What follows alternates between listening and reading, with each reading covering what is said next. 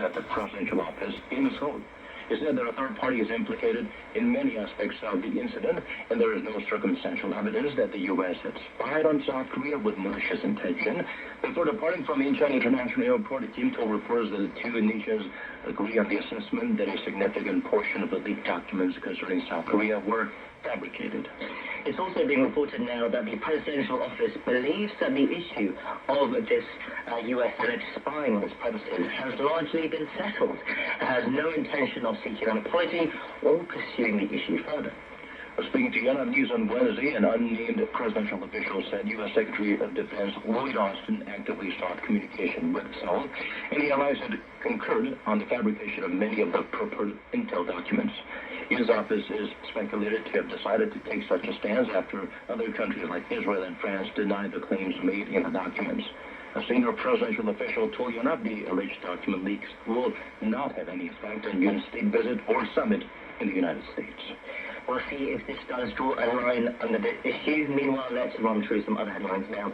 A government committee on school violence held a meeting presided over by Prime Minister Han Duk-soo on Wednesday and passed a set of measures to eradicate school violence. So, he talked about these measures. Right. Under the measures, schools will be required to keep records of severe bullying for 4 years instead of the current 2 years after perpetrators graduate. History of bullying will follow these students as they apply for college and even after they graduate from college. Those subject to the measures are students who get transferred to a new school or a different class or get suspended.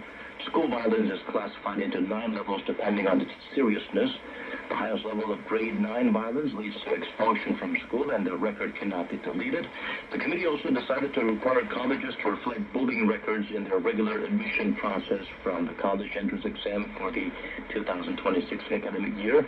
So school bullying and school violence has become a very serious issue in Korea, so much so that shows related to this issue tends to get a lot of attention, and government officials who tend to be linked to school violence have their career jeopardized significantly. The crisis alert for yellow dust was raised a notch today to caution as dust particles continue to enter the country's atmosphere from China. So, can you tell us about this change? Well, the Environment Ministry said the adjustment was made as of 7 a.m. Wednesday as the average density of particulate matter smaller than 10 micrometers in diameter in 17 major cities and provinces stayed over 300 micrograms per cubic meter for 2 hours. The 4-scale warning system for yellow dust climbed from attention to caution, alert, and serious.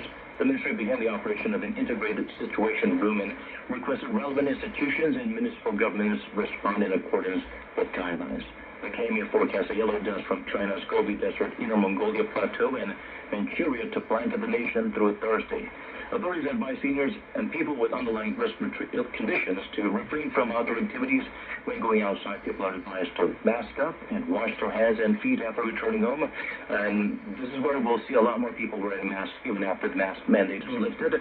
And if you are wearing a mask, you're advised to wear those that indicate they're K80 and up in terms of the filtration capabilities. And washing your hand and feet and face, it's no laughing matter. It's something that you need to observe. Also, same applies to vegetables or fruits that you've purchased in recent days to make sure they're clean and free from possible residual effects of the yellow dust. Indeed, and latest data has found that fine dust reached record levels for the year.